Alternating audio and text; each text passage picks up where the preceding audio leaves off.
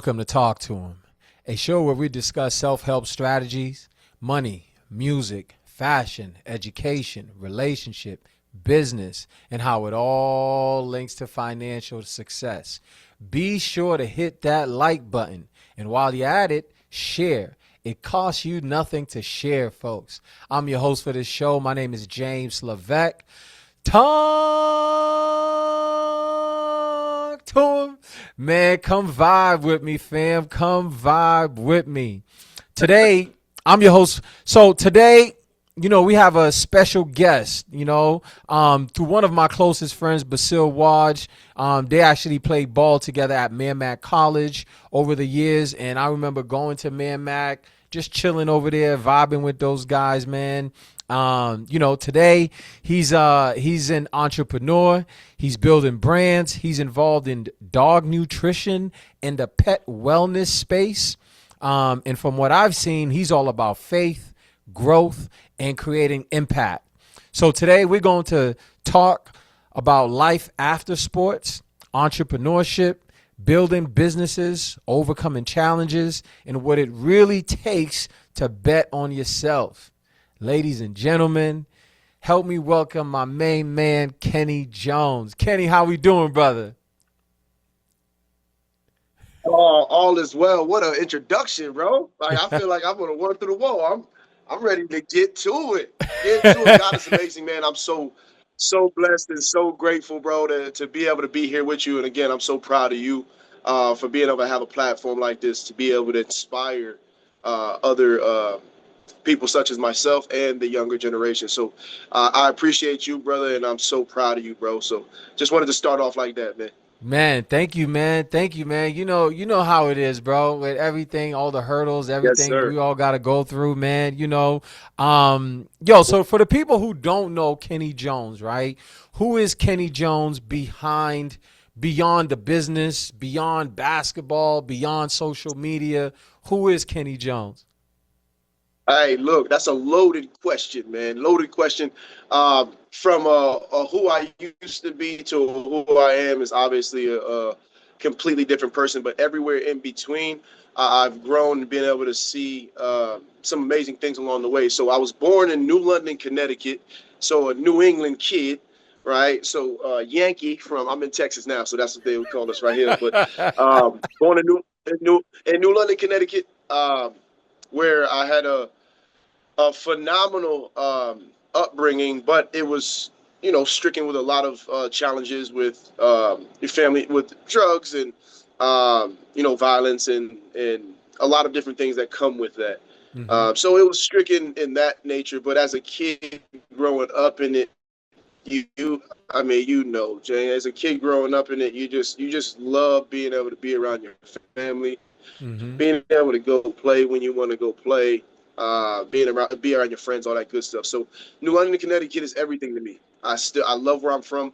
I still rep it everywhere I go. When I was overseas, I was letting people know about Connecticut. So it's great. That's my upbringing where I started, man. And then obviously going to Merrimack and being with Waj, Basil, and being able to have the great fortune of having those great teammates to be able to play with, to be able to grow with as well. Basketball brought me a lot of places, man. And one of those is being able to go all over the world. I was able to play basketball in a couple different countries after college. And then after college, I went on into a space of fitness where I did a lot for gyms and working for fitness components and building up gyms and opening gyms in different places, in different cities. Mm-hmm. From that, I left that space and then I went into the remodeling and renovation space to learn more about real estate. Took real estate classes to make sure that I understood what was going into it in terms of not just the renovation and the remodeling, but also knowing how to actually invest in the other side of it where you're not going to be losing too much. So in that space, still always learning.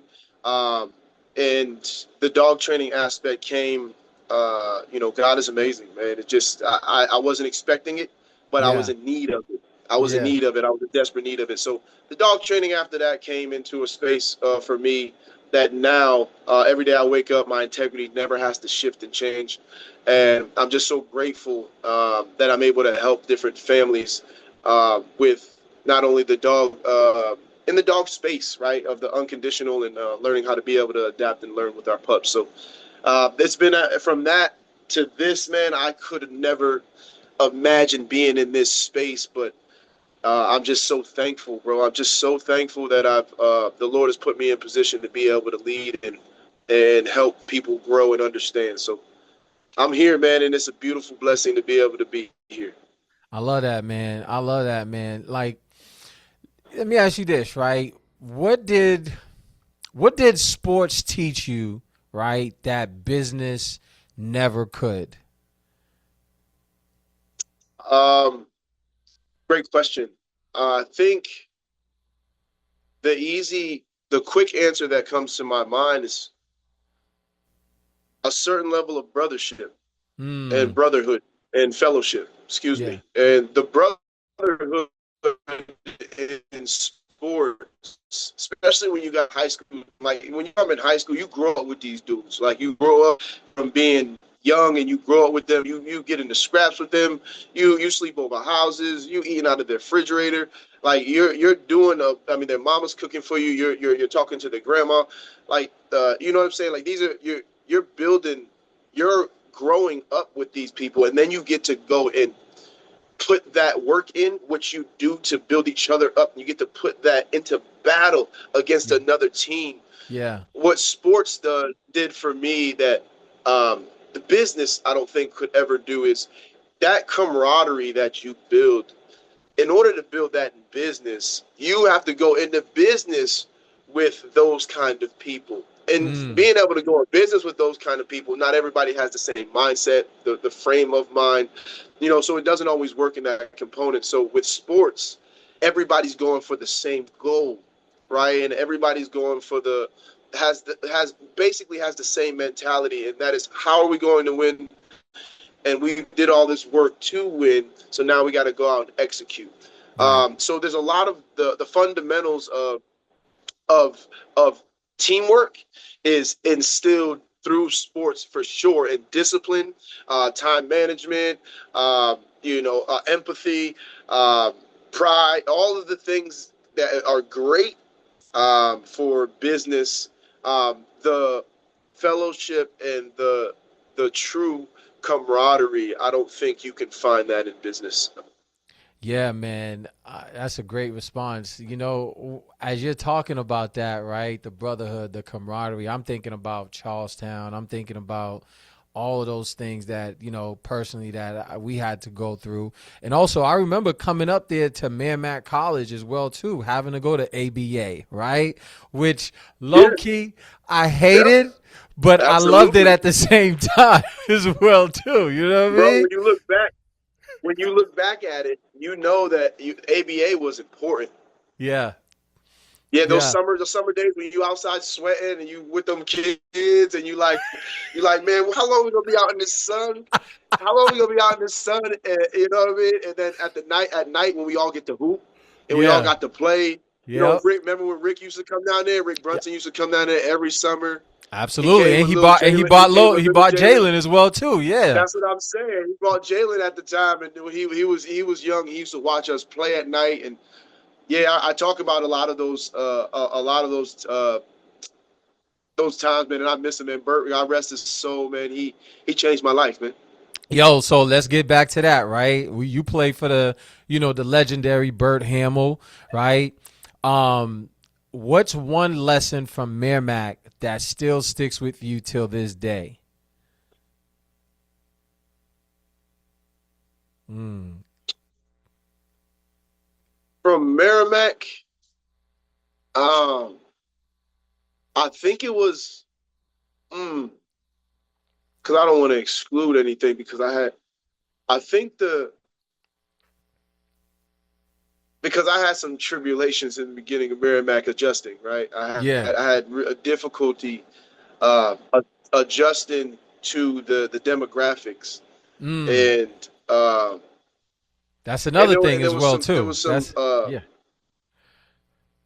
Yeah, there was some negativity, some, I won't dwell on that too much, but there was some things I had to adjust to. Yeah. So the thing that I guess I learned from that I still is perseverance. Yeah. Um, I know that's a complicated answer, but it's nothing. It's not some one thing somebody taught me because I was one of the people. Well, I didn't drink alcohol till I was 22, almost 22 years old. Like, so the aspect of college for me, and I put everything into hooping, Mm. and so a lot of the things that I learned was how to deal with adversity and overcome that with still being heavily driven by pride and ego. Mm. Um, so perseverance is one of the things when I was almost kicked out of school for um, protecting teammates and fighting and things of that nature outside of like basketball hours and things that almost could have shifted my whole life a different direction. So the perseverance aspect, I think that's the number one thing that I learned most from Merrimack, and how to just adjust and Yeah. accept and just shift my mindset. So I think that was the biggest thing, bro. Nah, that is major, man. The adjustment that you got to make, you know what I mean? Because Merrimack, is predominantly all white, right? And Right. you're coming in there, athlete, black, and it's kind of people don't really know the adjustment that you got to make. You know what I'm saying? You kind of got to be flexible as well too, because it's like, oh man, you on this campus, and it's like people think it's just easy, everybody, but man, the social aspects of it, all of those things, man, people don't really understand the nuances of that as well too. You know what I'm saying? And how you gotta Facts. yeah, you know what I mean? How you gotta balance it. You gotta balance your classwork, the social aspect, parties, if you do go out and party. All those things that people don't really understand about, just living that college life as well too, right? Let me ask you this, Kenny, right? Um, when basketball ended, right? Let's say basketball ended, like, did you lose your identity of who you were, kind of, or was you kind of like prepared for that? I so I was still when I was overseas. My last place I was in was Schwelm, Germany, and I was on that team because I wanted to. I was coaching and playing, Mm, and I wanted to go play for a higher league because in the league I was in, I was because I wanted to go and coach professionally, and so I had an opportunity where I went and coached and played for a team that I used to play for when they were in a higher league. And mm, then I knew this wasn't the league that I wanted to stay in because of the competition.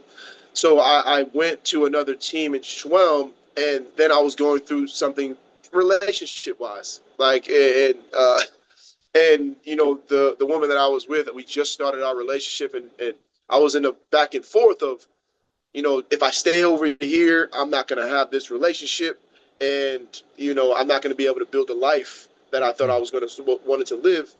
I'm mm-hmm, not going to be able to build a life, and this is my going towards when I was thinking about because my injuries, and I was like, man, I was thinking about like if I got more life in me to be able to move around and do things, what should I do? So it was that shift when I was like, all right, I gotta figure out what I'm going to do. And in that time, it was more like I'm interested in youth development, right? So my whole thing when I first started was like I want to give back right, and show kids that come from places where I come from. Like I dreamed about being a professional athlete. I played.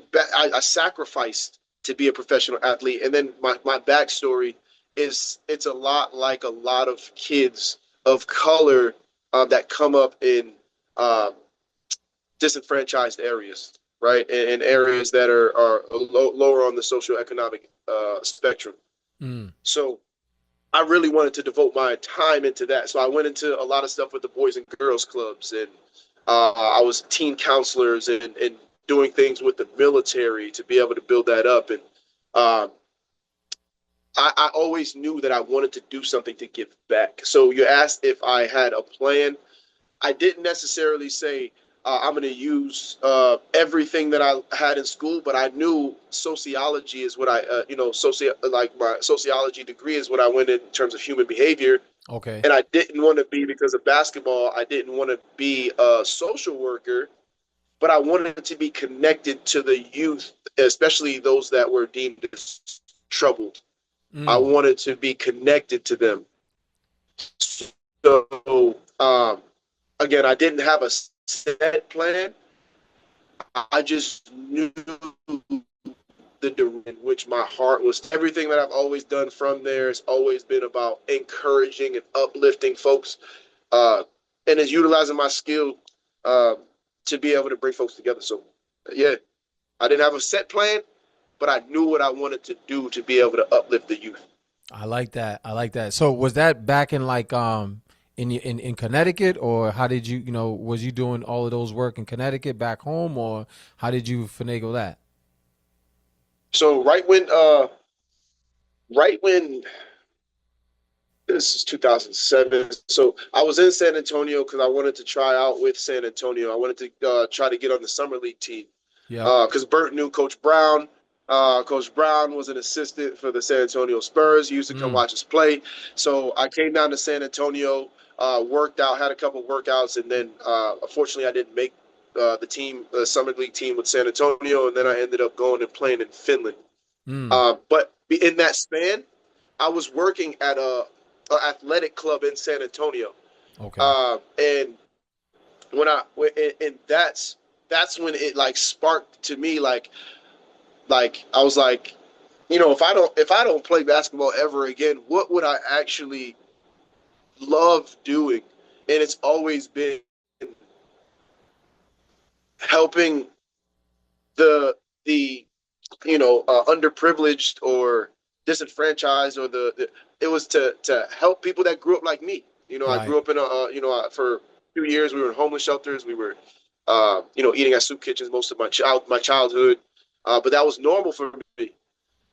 So I wanted to just help kids that look at faces that look like ours, help them understand like that, not just the cliche, you can make it out if you put your mind to it. It's like there's a direction, and there's a not just a mindset, but there's certain things that you can really, with resources, that Yep. you can push anybody to be able to get to do more. So I just wanted to be the avenue and the middleman to create the resources, so kids didn't feel like how I felt growing up and being like, I don't know what I'm going to do if I don't hoop, rap, or do sell drugs. Like it was a real connection for me. Like, nah, I don't want to be the cliche guy, suit and tie guy, but I do want to make a connection to these young people in a real way to show them an avenue, but it has to be based on resources. So I wanted to be able to create those resources. What made you decide entrepreneurship instead of like getting a regular job, right? Because I was looking at your Instagram page and also talking with Waj as well too. Like, what made you get into like entrepreneurship, right? Instead of what, I'm about to, get me a 9 to 5 and boom, just call it. What made you do that or have that mindset? Man, you got some great questions, man, and the questions are they're so in depth, and me and you would have to sit down for real to have that in depth. But I've always been somebody who's been socially aware, Yeah. uh, where the to make a difference, I couldn't just be a talker, right? I Mm. had to put my foot, I had to put my feet in my shoes, and I had to walk on the concrete. And I felt like for myself, I knew the people that I seen that would walk into our gymnasium and say, with the suit and tie on, and be like, you can do this and you can do that, and you can, and I appreciated that. Yep. But I also knew that, like, in order for me to be as impactful as I needed to be, first I had to get away from home. Mm. Uh, one of the most important things. I don't say this for everybody. I just say this for people that come from small towns and communities.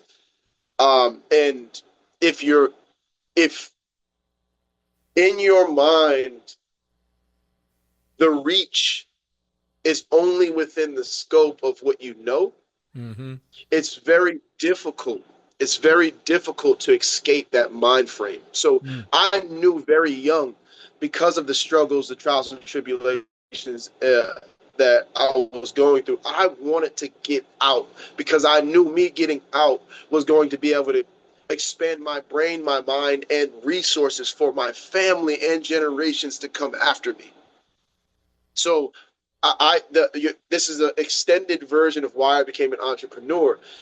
I went down the avenue of, working from a young age. And then, I coming from a family members that were involved in hustling, dealing drugs, doing like my mentality was always, we don't got it, so we got to go get it. Mm. It, Mm. it's it was it's not difficult in my brain, but I also knew as I started working for like corporate jobs and working for you know uh, corporate entities, I also knew that your integrity doesn't mean much when you're working for a bigger space, right? Yeah. So if you go into something where if you're making a lot of money or you really get good at what you do and you're working for somebody, and then there's a thin line of where you might be overstepping how you morally are connected to what you believe in. Yeah. Some people will overstep that. I've never been able to overstep that. I've either quit jobs. I worked for the military, where I was actually the CYS, so I did all the children's programs where we had military veteran. I won't go into that, but there's a lot of things behind the scenes that when integrity is jeopardized for me, I don't care how much money I'm making. I don't care. I have to get out. The same things happen with the Boys and Girls Club from the down here. I seen things inside of these places where I just said it doesn't match with the direction of what I feel like is in the best interest of the families that we're serving. Mm. Therefore, I cannot connect my spirit to that in a real way. So before I was heightened with the Holy Spirit leading me, Mm. I knew that I didn't want my integrity to be behind something that I couldn't sleep well with. So what made me be an entrepreneur is that I knew that what I was going to create, I was going to create it off a basis of like truth, love, and doing something that was going to be beneficial rather than just be hiding behind the dollar, no matter what it was. So, yeah, hence the reason why I haven't agreed to do like shows that were going to pay me more money or uh, do start my YouTube channel, which also for my content that I knew was going to do well. Is because I always want to give the glory to God, and the entrepreneurial road is a difficult one, and a lot. I only advise it to people who who have a good team behind them, Yeah. and can put their pride behind and get people that are smarter than you around you, that can actually help you develop, because Mm. your pride can get you hurt when you're an entrepreneur in a way that you can't come back from. So Wow. being an entrepreneur, there's a lot of bumps, but when you're led with purpose, you wake up, and no matter what's what's hurting you through that day or what's difficult through that day, you always wake up knowing that you're going to be impactful rather than be impressive. So Mm. I just stopped wanting to be impressive, and I just said to myself, I said, I just want to do everything every day where I can impact, whether it's one person, whether it's 50 people, whether it's 1,000 people. I want to be impactful, not just from my words, but in how I'm walking. So um, God gave me that ability to be able to make those connections in dog training of all things. Mm. I've been in a lot of different positions, but dog training in the unconditional and teaching people how to connect to the unconditional allowed me to actually have a space where I can connect with people.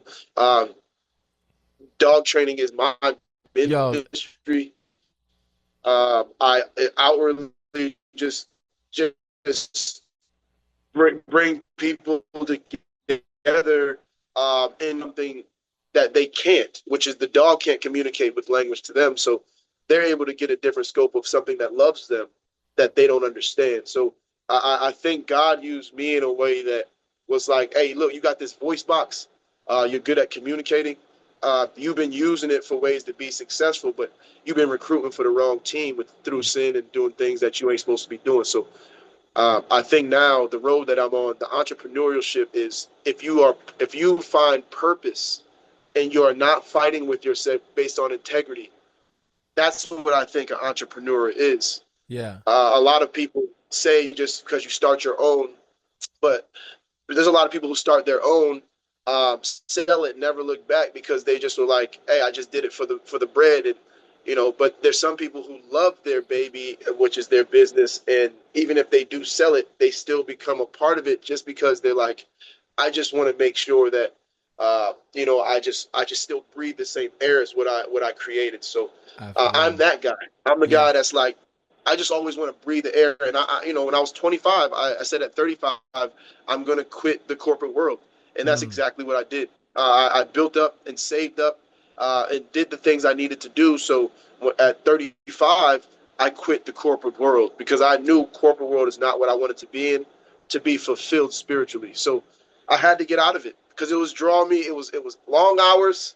It was a lot of money, Mm-hmm. but it was also a lot of turmoil. It was a lot of depression. It was a lot of stress. It was a Mm. lot of bringing my work home. It was a lot of meeting other people's expectations and doing it well, but not being able to hold my head high at night. And it didn't sit right with me. No matter how much I was making, no matter how good at what I was doing, um, how good I was at what I was doing. So, yes, I wanted to be an entrepreneur. If you got in any of that, what I was saying, I wanted to be an entrepreneur because I wanted to get out of the space of jeopardizing my integrity. And I wanted to also be able to make sure that I was impactful every single day that I woke up. Mm. You know what's so crazy, man? You hit on a lot of points, especially the dog. Like how in the world did you get into like? Did you end up in the dog business? How did that happen, bro? Hey, listen, when I started listening, bro. Like this, just it's you know, I I this is my. I mean, I don't want to turn this into anything it's not supposed to be, but Man, I talk your talk, recruited man. for Shit. I recruited, bro. I recruited for the devil for a long time, bro, and didn't even Mm-hmm. know I was doing it. Mm. And it was just because of how I was living, but I was refusing to accept. Right, I was a kid that grew up in church 3 days a week, right, and I rejected church based on the people that were actually administrating the word, right, and when as you get older, the more salt you get poured into the wound, you start believing a lot of the things that you keep telling yourself based on being a victim. And I was a victim for a long time, bro. No matter how much success I was getting, I was still going through a lot of depression, suicidal thoughts, attempted to take my own life Mm. when I was in college. And a lot of people don't notice my senior year.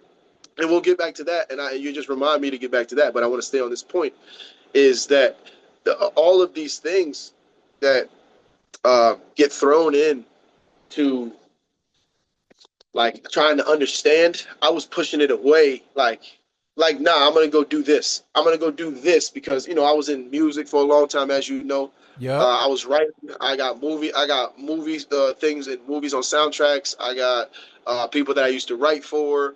So I was involved in music because I love music. So I was like, maybe this is what I'm supposed to do. Boom, basketball. Maybe this is what I'm supposed to do. So all of these were tools that God was putting it. He was like, "You're good at this. You're good at this. But listen, this is not your purpose."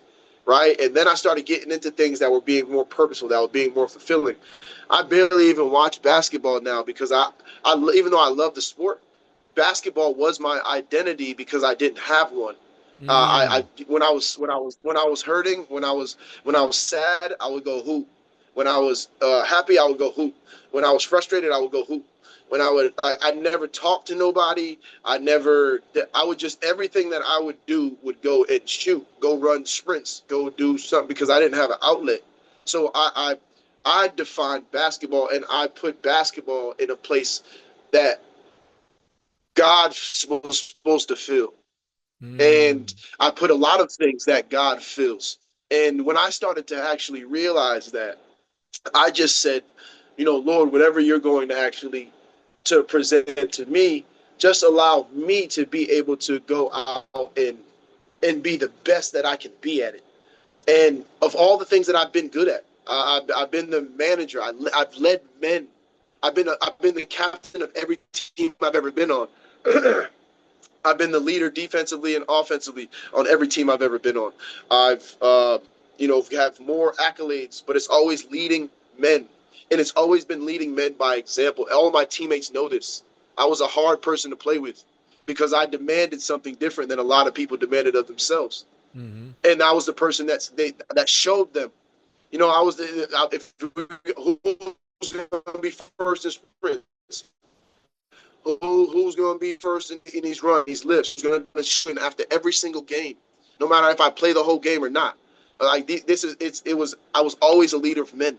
So being a leader of men, but not being able to have that, it's like, okay, well, if you're able to lead, then step out of the boundaries of and the bounds of someone else being able to, and then do it on your own and start listening. So I started listening, bro, and dog training came to me because I was in a really, really dark place. Mm. um and I was just in my relationship was in shambles.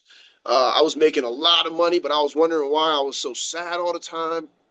Like I can buy anything once at a certain period of time in my life, and I was take a trip anywhere. This is when I was traveling everywhere, doing all stuff with my ex. But started drinking heavily, trying to drown myself, and I was just like, boom, I got my dog, which is this beautiful, handsome. I got him. Hey, he's Yeah. chilling over So here. yeah, he always chilling, bro. He always chilling. So when I got him in 2019, my life changed. Sit. My life changed, and how my life changed was something I didn't expect. It was I had something in front of me that needed me and couldn't communicate with me, and my sadness was almost like it was like you have a duty and you have a job. I know this might sound simple, and you have a duty and you have a job, and you have this beautiful little being that is growing up depending on you, and he loves you no matter what you do.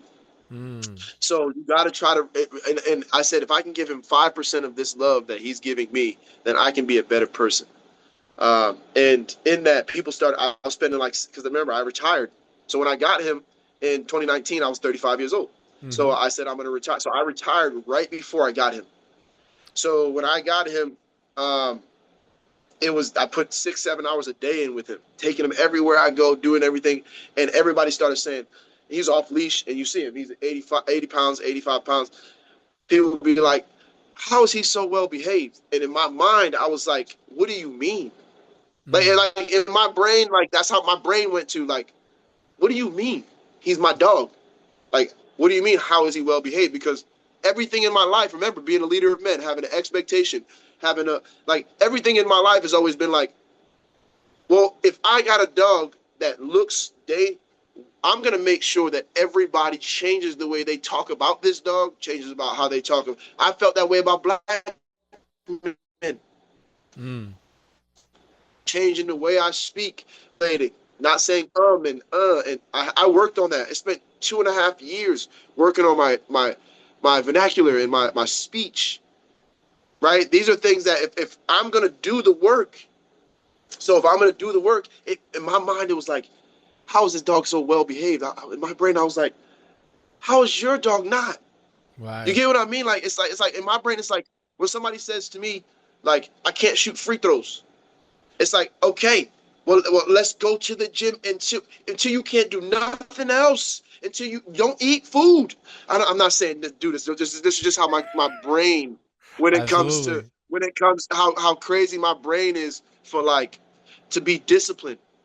And it's like and it's just like, well, I expect something and I don't want to abuse my authority. So therefore, if I expect something, I'm going to put the work in to get the result. And if I don't get the result, that means I have to go back and figure out what I got to do to be better to get the result. So Mm. dog training became like, people were like, then I went to my CPA and I was like, hey, what's dog training? What does it look like? How can I monetize this? Mm. And then it went towards like, can this be monetized into a business? And my CPA was like, yes. It's like, how is that? And now my brain, being an entrepreneur, is like, I got to look at the competition within 150 miles Mm. that I studied and I started researching for 8 months. All the dollars and the cents, the competition, I just researched and then started getting all my demographics. Now I had to come up with not the trial and error. So in this time of research, now I'm going out and training my dog, and then my dog, I'm training another person's dog for free. I'm going and training another person's dog, I'm training another person's. Now I'm getting better at creating my space and my lane and understanding of what it takes. And I didn't go into dog training to train dogs, it was to help people. So it was because I knew what it was did for me. And then I Mm. knew a lot of the veterans going with PTSD, how I was dealing with PTSD and depression and all these different things. I was like, I got to get in a space where I can be impactful. And if people are looking at my dog at 9 months and being like, he's the most well behaved dog I've ever seen, and it's changing the way they look at them. Just like I said, if you want to know what discrimination feels like, get you a dog that is a dangerous breed. People Mm. treat you the same way that black people are used to being treated when they're faced with racism or bigotry or discrimination. They clutch their purse or clutch their self tighter. They walk Mm. across the street. They don't engage with you. They try to do everything they can to stigmatize.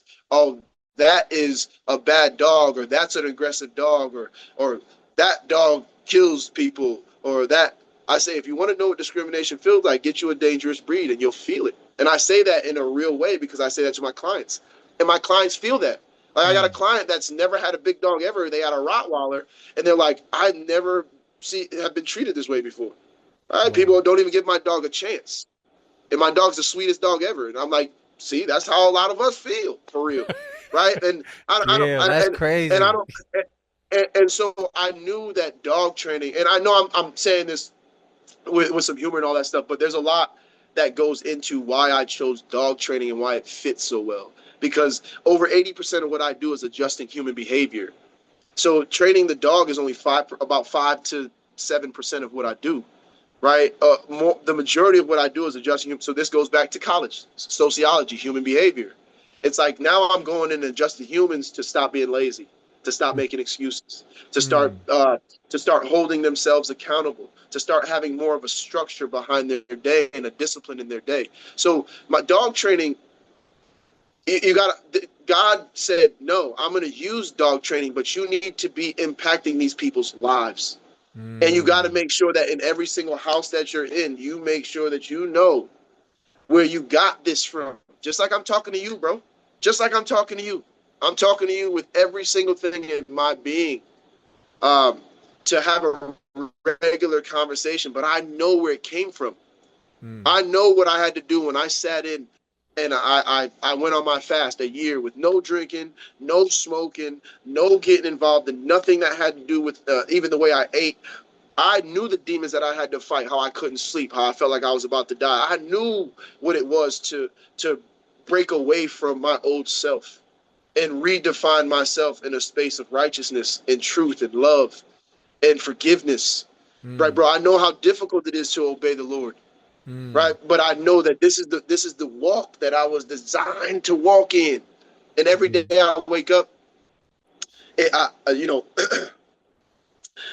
I just try to do more than I did yesterday to be able to build my spirit, my more emotional well being, my physical well being, and my financial well being. right? But I always start with spirit. First thing I do, Psalm 27.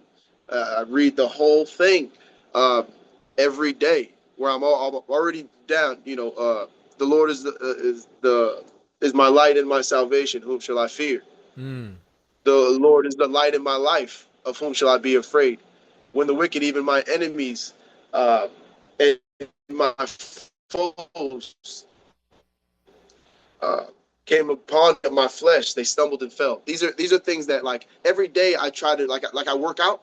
Like, I work out every single morning, but I try to work my spirit like I work out, like I used to shoot them jumpers, like I used to when I get depressed, remember that I was telling you earlier? It's like Mm-hmm. when I hit any of those things, I go into my spirit, and it shifts me in a direction that allows me to have clarity, allows me to have a level of peace, and it also allows me to be impactful and be better, so I can be clear when I go to these people on what the direction is to help them. So yeah, there's people, I go into houses. There's people. Some of my clients are, about to go into hospice. Some of my clients are going through ailments that they're dealing with in terms of health. Some of Mm. my clients have lost children. Some of my clients are just going through battles with work. Like, every time I go into a house, I'm dealing with something different that people are going through, and they're asking for my help to help them with something that they love. So I go in there with all intentions of being able to get to know these people, that's why I don't board and train, right? That's why I go to the people, to make sure that I can connect to everybody, and make sure that, you know, if they're in need of just conversation. I have long walks with my clients, where we do dog walks and we do pack walks. And in that time, there's a lot of stuff that people, that they, in terms of information that they give me. And I know that in that time, God speaks to me and just says, hey, do what you can. Plant the Mm. seed and do what you can. So, yeah, I know there's a lot in there, bro, but dog training saved my life, because I listened. I Mm. just listened, bro. And I said, I'm not going to keep trying to chase the things that are going to glorify me. Yeah. I'm going to chase the things that glorify the Lord. And the things that when I started listening is like dog training. I was even like, dog training? Like, why? I even was asking him, bro. I was like, why dog training? I don't know nothing about dog training. I don't know nothing. Like, why dog training? Like, why not choose something that I'm good at? Yeah. Like, you know what Yeah. I mean? Like, but when he put me in this direction, man, and then I became good, really, really good at what I do, man. And that's why you see all of this, and that's why you see Oh, we're gonna get into all our that. dog We're gonna get into team, all of all. that. Yeah, human great. We're gonna get into all We're of it, gonna bro. get But into yeah, all how I got that. into dog training, the Lord, brother. Man, yo, you hit on a lot right here, especially, with your faith walk. And because as you're talking, I'm thinking about my own faith walk as well too, and how the Lord is kind of like doing some things within me, certain things that I got to fall back from, certain people I got to fall back from, certain things, all of that as well too. And as you're talking, I'm like, man, wow, okay.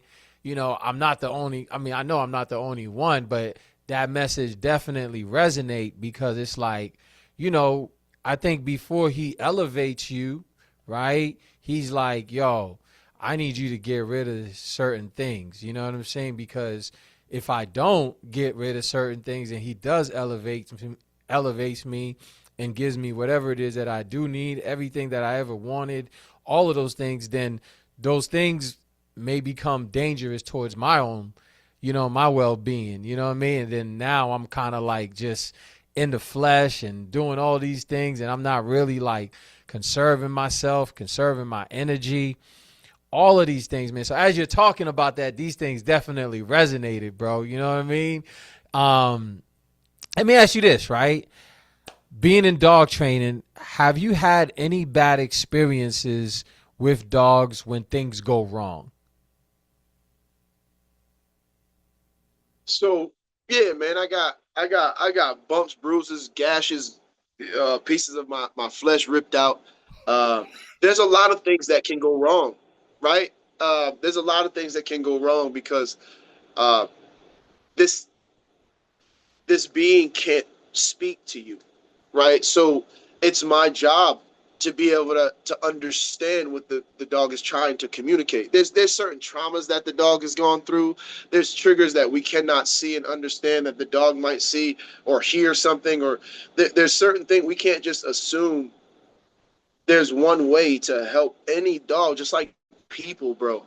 Like they have personalities, their own being. So going into it, there's always going to be because I'm a behavior rehabilitation. I'm a behavior rehabilitation specialist. So it's I deal with the dogs that have bit a human or another dog, and people they're about to get put down, and people Mm. don't know what else to do, and they're like, I turn that dog into the dog they've never known or the dog that they used to know, because there's some things in there, just like dealing with people. Like I'm telling you, people that are trying to control everything right in their life start dealing with a lot of things that are not in their control, but they still feel like they can control those things, and that's where depression sets in. Mm. That's where fear sets in.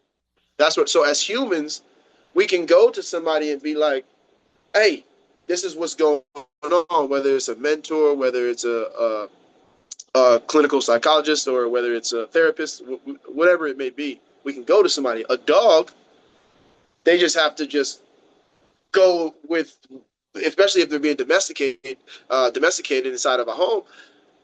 They have to just hope that the person can communicate with them the way that there's some dogs just like humans. I don't like having long people hugging me for a long period of time, right? Mm.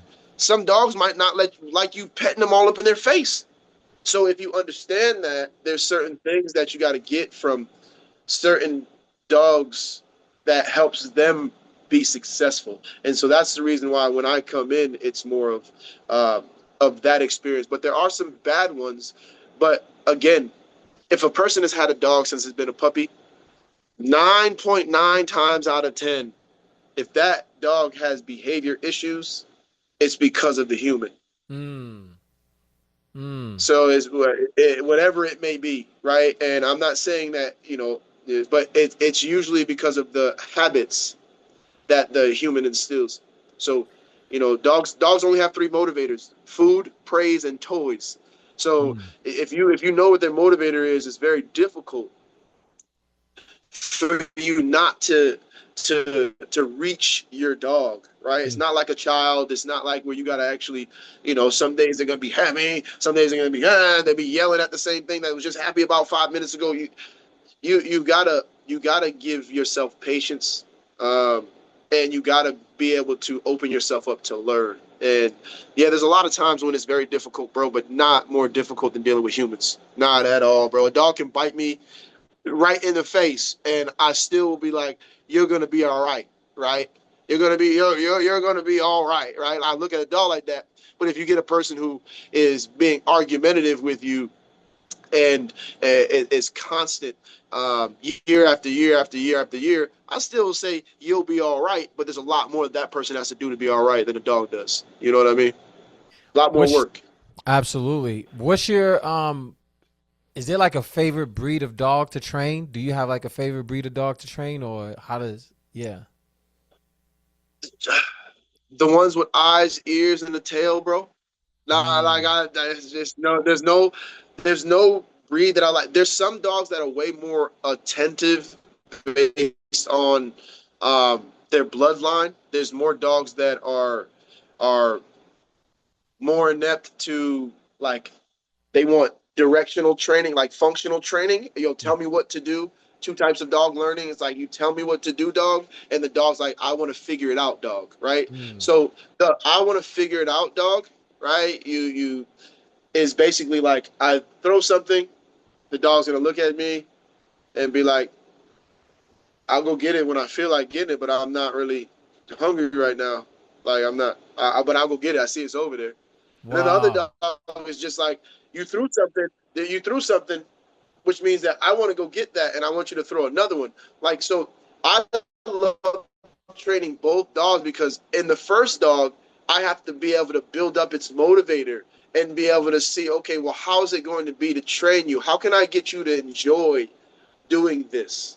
And the Mm. other dog is more like, how far can we go? with this. So it's different.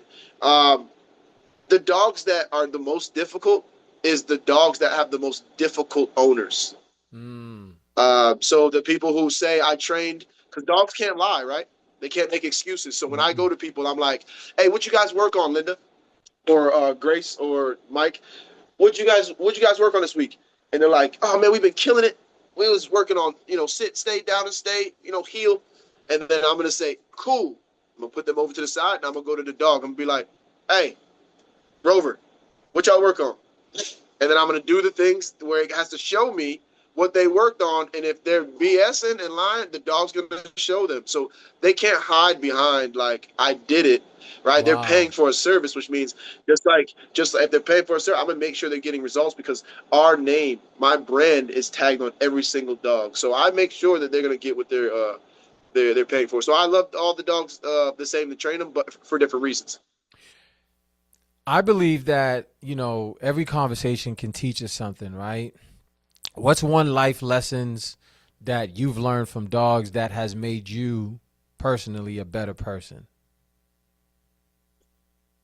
Learn to listen and pay attention.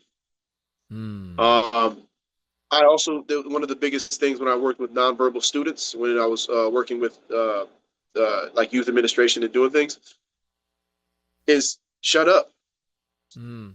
shut up. Like when things are getting hectic, when things are getting loud, learn how to quiet yourself. Learn how to be able to look, be observant, pay attention, and then go into action based on what your what your practice has provided you, what your day to day input has taught you. So I yeah, I think the most important thing um,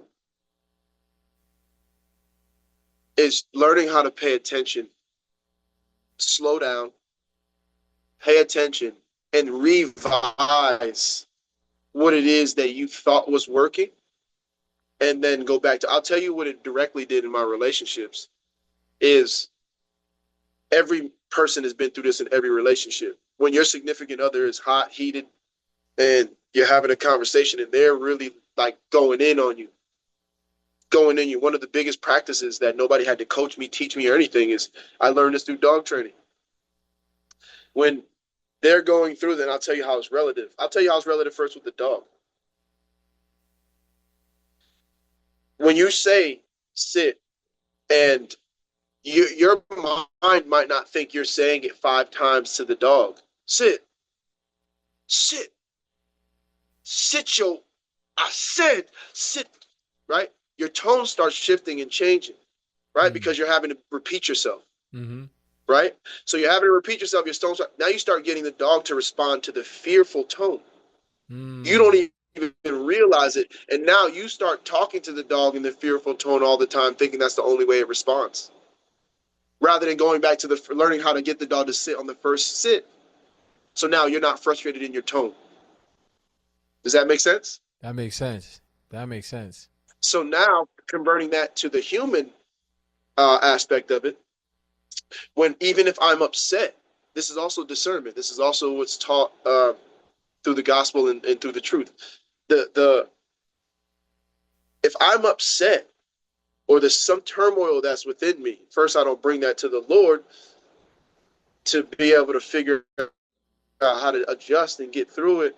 If I'm upset and letting it sit with me, and the other person is upset, the person that learned from this dog training aspect, as I just told you, is going to sit and listen until that person is completely done. Mm. Because I got to figure out whatever you're upset at stemmed from somewhere. And if I don't go back to the beginning rather than on the fifth time saying sit, if I don't go back to the beginning and figure out was it something I said or was it something of, or was it how I said it, right? So now if I don't go back and I don't go back to being like, oh, and then listen and then be like, oh, she's upset at how I said it. Mm. Okay, now I got that out of her. Now I can go back and be like, I didn't even really mean to say that in that manner, and I apologize for addressing it like that. Therefore, I can knock that out and just dead it all. That also comes with, forgiveness and learning how to be able to do so. But that that taught me how to hold myself accountable and also get rid of my ego and slowly shift my pride towards things that are like impactful for success and gain, right? Rather than using it uh, for battle and for a defense mechanism, Mm. right? I was able to just shift it out of there, because what's happening in these times of if I'm using my anger to be able to get anything across, and I'm not using my ears and being diligent with my ears, then I'm not really learning. And I couldn't do that with dogs. I Mm. had to really pay attention. I had to be like, okay, what are you trying to actually say, birds? What are you trying to tell me? And you have to sit there and you have to learn it. Oh, that's what it is. All right, let me get to this and let me start training it like this, revise the training, start training it like this so we can get better results. So Mm. uh, slow down, shut up, listen, Mm-hmm. and then come back with more clarity rather than trying to be defensive. So that's the biggest thing that dog training taught me for sure. Man, you had brought it out a little bit earlier, man. The dog treats, right? The dog treats. Let me see those. What's Yeah. they called again? What they called again? And so our brand is called Good Human. Good human. Ooh, Yeah, okay. you see Monster's right on the front. You Yeah, see him, yeah, that boy yeah, right yeah. there. Monster, come here. See, Okay. right on that front. That big beautiful face right there. See that guy, and then me and that guy right on the back right there. Oh, I love that. Oh, that's fire, Yeah, bro. man. So Yeah. it's true to clock somewhere, man. So basically we understand the bond that people have with their dogs, and we understand that it's unique, right? And so a lot of people feed their dogs by hand, stuff that maybe stuff that's not as good for them, but a lot of people feed their dogs dog treats and don't really know what's in them. Some dogs are allergic to chicken. Some dogs are allergic to beef. Some dogs are allergic to certain things. And it's constantly, and then there's additives and different fillers that are constantly, like, if you're feeding them over a long period of time, that are just ultimately not good for the dog, which is just Mm. like, I'm not, people wouldn't give their kids McDonald's every day, even though it is a source of food that's fast, that can get us to actually relieve some of our appetite. But you're not going to give that to your kid every day. So getting something that I give my dogs, and people kept asking, how's your dog's coat so shiny and nice, and how's his teeth look like that? How's their allergies? Because my dogs are prone to allergies. So there's different breeds that have different things that's going on with them. So we just want to do human grade ingredients that allow people to have dog treats that their dogs can enjoy by the taste, but also that they know that they can read the ingredients that are in the bag and know what's Mm. in it, right? Because for all the dog treats, as you see here, like everybody, like I tell everyone, the only things that's not in ours that you won't be able to see and know about is mine's up. So if I can eat them, yeah, come here, bub. My dog can eat them. If you're feeding your dog stuff that you eat and they ain't supposed to be eating it, go and get you stuff that the dogs can't eat. I wouldn't advise you eating all these a pack of these, but Yeah. if you want to get some biscuits in your life, go ahead and eat one, man. So, but Yeah. but Yeah.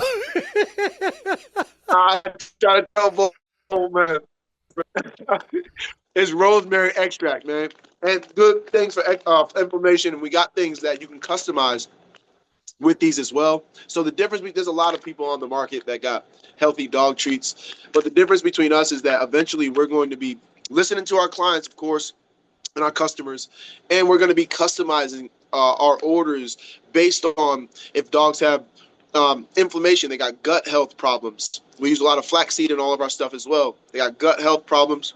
They Mm. got gum problems. They got coat problems. They got joint problems. These are real things in dogs, but they don't. And people got to buy a lot of different supplements, and they got to pay a bunch of different vet bills. So we want to just be able to make sure that we can bring people things that their dogs can enjoy, that they can train with, and that are good for the dogs. So good human, man, because that's where it starts, I love right? So that. in order to be able to get the results that we want, it starts with a good human. So we also know that integrity never has to change with how we actually do things, the manufacturing of these, and it's always going to come the same all the time. So yeah, good human, man. If that's a commercial, that's a commercial. Hey, you. Nah, I love that, man. So we're about to go into like our rapid fire questions, right? So I just throw a whole bunch of Throw questions that. at you, and then you just try to boom answer them as quick as you can. Ready? All right. Throw Cats or that, bro. dog? You ready? You ready? All right. Yeah, Cats or dogs? dogs. Morning person or night owl? Morning person. Favorite business book? Mm, favorite business book. My favorite book of all time. I'm just gonna say I'm gonna go with the easy answer. I'm gonna go with this book right here, man. I'm gonna go. Every. This is good for everything. I This is love good for it. everything, man. Get you a Bible, man. I Get you a love it. I Bible. love it. Okay. Coffee or tea? Neither. I don't do caffeine. If I'm gonna do tea, it's gonna be something probably mixed with some lemonade or something. Nike or Adidas? Adidas, because I got Nikes is too thin, bro. I gotta put Adidas on, even though I like Nikes. My feet are fat, man, so I gotta put Adidas on, bro. Best investment you've ever made? In my faith, Mm. absolutely, 100% in my Mm. faith. Like it's the best investment I've ever made. There's nothing that I can ever look at in my faith and my my wanting to be close to God and have a relationship with God. I've never had a conviction like this. And I was, pretty decent at basketball and doing all those things, but I've never had a conviction like this. And I just want to make sure that I'm always doing right by the Lord and doing whatever I can to be able to spread the seed and plant it in anybody, everybody. I love that. Biggest business mistake?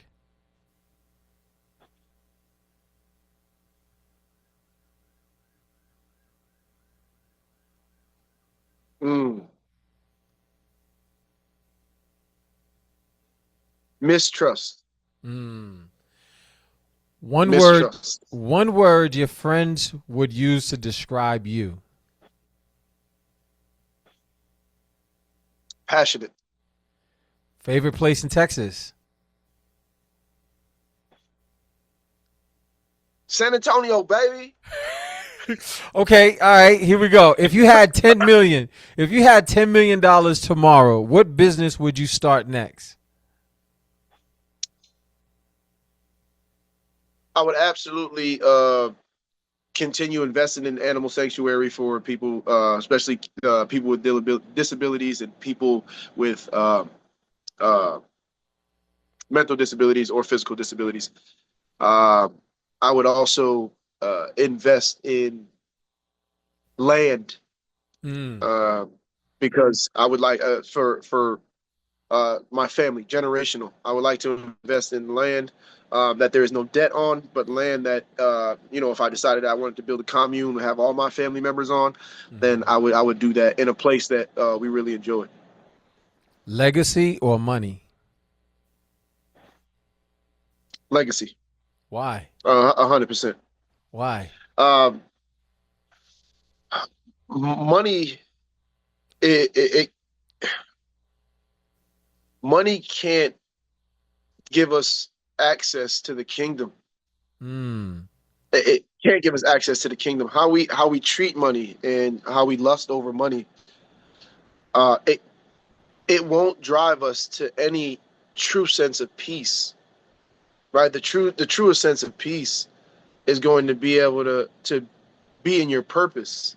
If your purpose is to for provision, If your purpose is for um, speaking, if your purpose is for dog training, if your purpose is for whatever it may be, if you're not living in your purpose and it's just to make money, you're going to feel what that feels like. It's going to feel like stress. It's going to feel like depression. It's going to feel like a lot of things because you're inviting the wrong things in. And when you're lusting over it, it's never going to be the way to be able to build up your character, build up the strength of who you are, and also define your purpose. So money doesn't bring that. It's in a lot of people will cliche, but there's no peace in lusting over money. Yes, you want to make it, and it's great to make it, but make it where it doesn't change who you are, and what you believe in and how you treat people. Mm. So yeah, legacy 100%. I love that. I love that. Damn, that was great. that was great. All right, Yes, sir.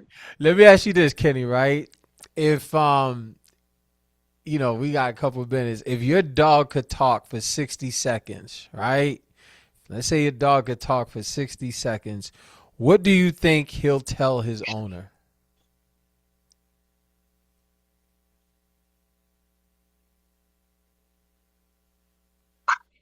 I gotta get him some more females.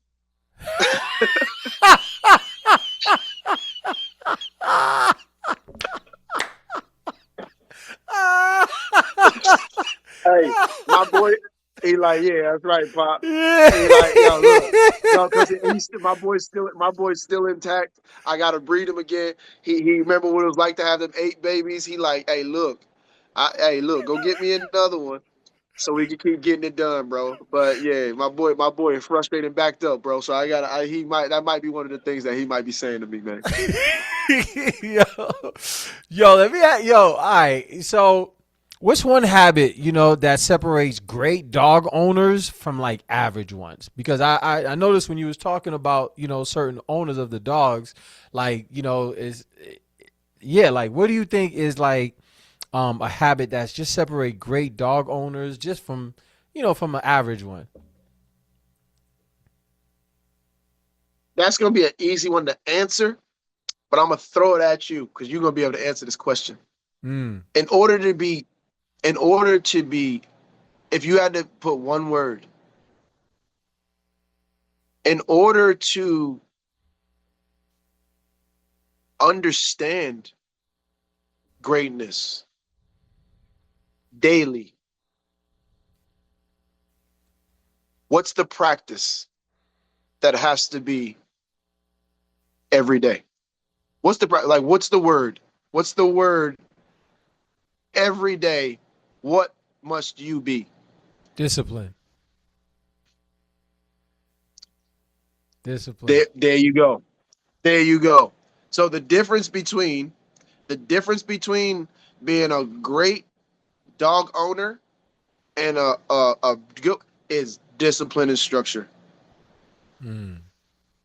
right? Mm-hmm. Discipline and structure. Your consistency is going to be in that because you're disciplined in your structure. Because as soon as you deviate or you shift, your dog's going to see that. Remember, they can't communicate with you, so they see and watch everything, just like children.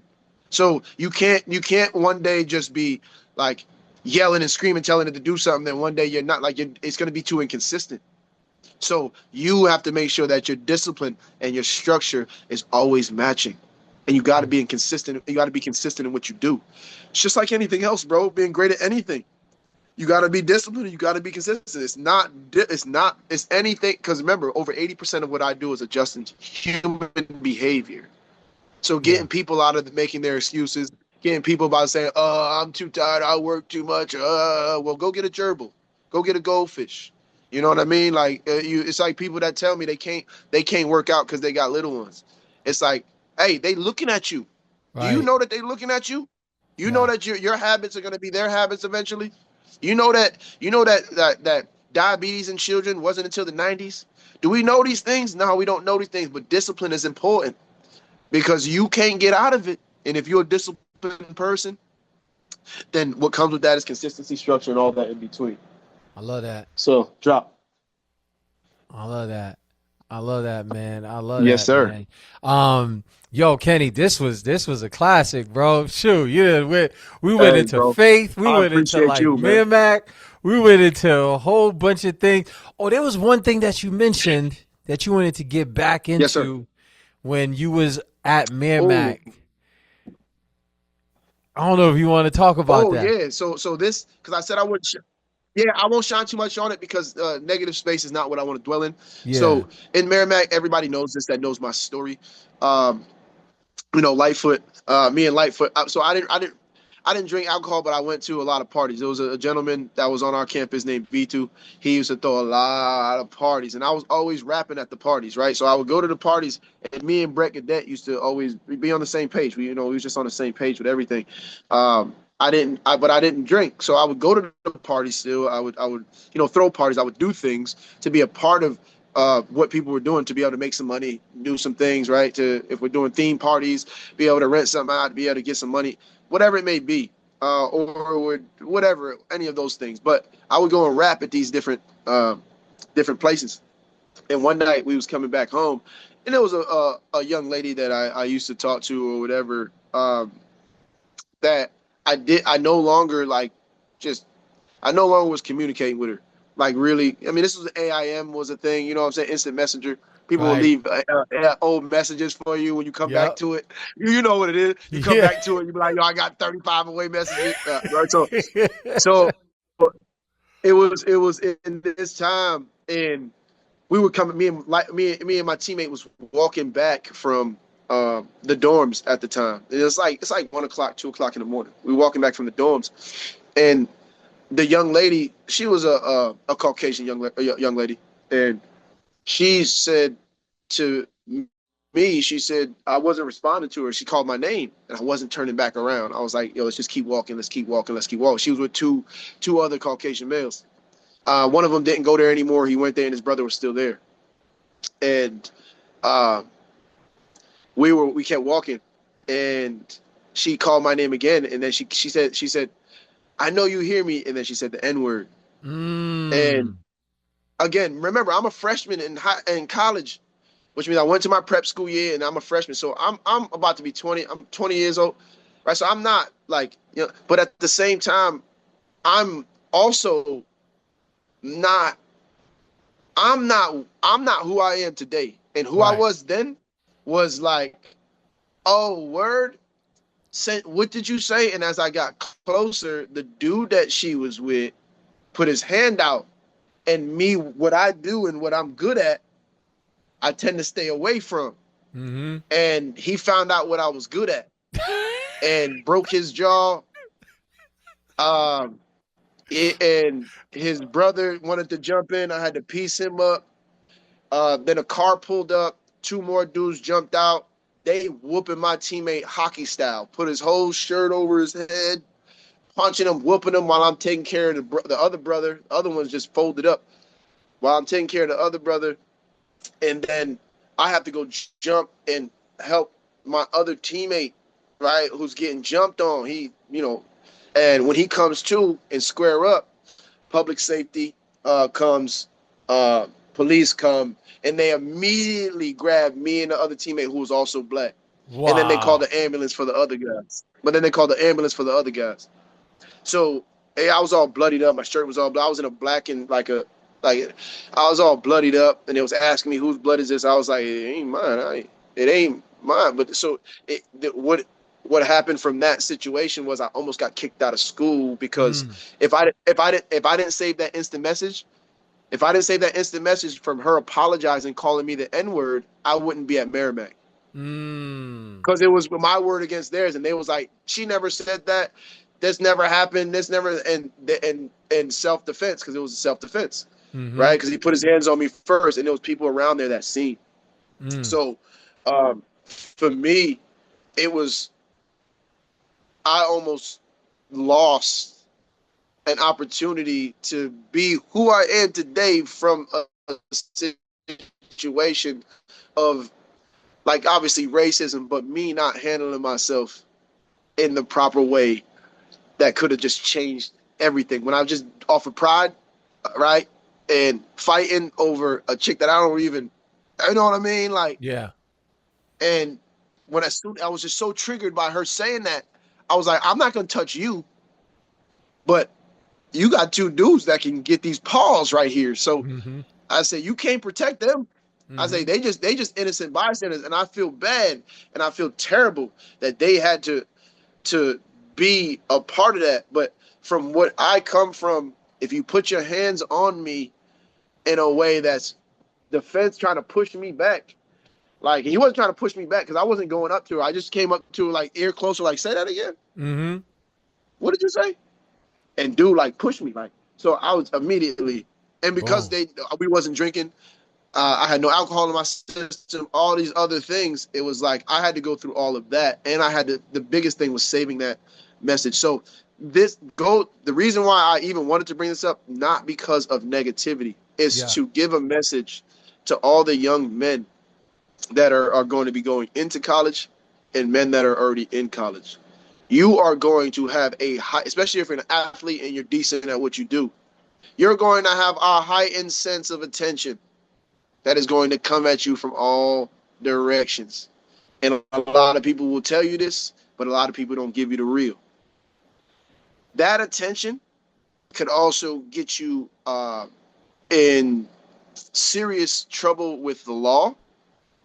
It can get you in serious trouble with your health. It can get you in serious trouble with your future. Mm. So I want you to think, especially if you're an athlete and you're a scholarship athlete, even if you're a athlete not a scholarship athlete, but there's a lot that you can lose. So just pay attention to why you're at school. It's to build up your family name. It's to make those that may have not had the opportunity. It's to make them proud. It's to represent yourself and your family when they cannot do so. And it's to represent who you are and who you are going to be. So in college, there's a lot of temptation. There's a lot of things that people do that you want to feel a part of and feel normal. And I don't want to be daddy talk right now. Mm-hmm. But the truth is I came from a place where I was not ready for what I received at college, not in terms of the attention, because I can back that, but I wasn't ready to receive a lot of the things in terms of uh, the backlash of racism and people saying things that affected my ego. I wasn't ready for all that. I wasn't Mm. strong enough at the time. So what I would say to all you guys is stay strong in your faith and bring that into college with you. I know it's not the cool thing to do, but I promise you, it is the right and the best thing to do. You have being strong with your faith will not sway you like I was swayed to involve myself with this young lady.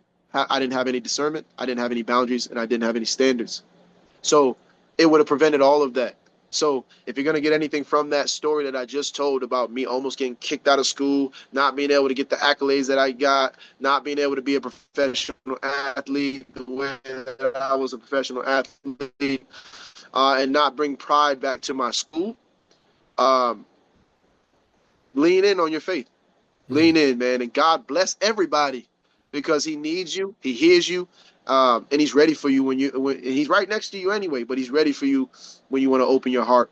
And we can all clean some things up, especially myself. And I just want to say thank you, bro. Thank you. Yeah. And again, I'm proud of you. I know I said at the beginning, but I'm proud of you, man, because from where we start to where we are, if we look in the future, a lot of times that comes with a lot of stress, Mm. frustration, anger, victimization. But you've stayed strong and you've helped so many people, bro. And I'm just so proud that I get to know you and I get to be in your presence, even if it's online, because I know that what you're doing, and this might spark something for somebody. Mm. This might get somebody to something in this might get somebody to be like, hey, they talked about a lot of things. Let me go check out what this brother's about. Let me go do with this. And then the way you talk about Mm. making sure that you have financial literacy and people understand how to build themselves and not be victims to where they come from and circumstance, but to develop themselves in a way of having great character, great morals, and setting up the next generation. So again, I'm proud of you, and I thank you for this platform that you continue to build on, to allow people like myself to come in and spend some time with you, bro. Yo, Kenny, damn, that means a lot, brother. Highly appreciate you, bro. Highly appreciated, man. Man, this was a classic. For sure, man. This was a classic, man.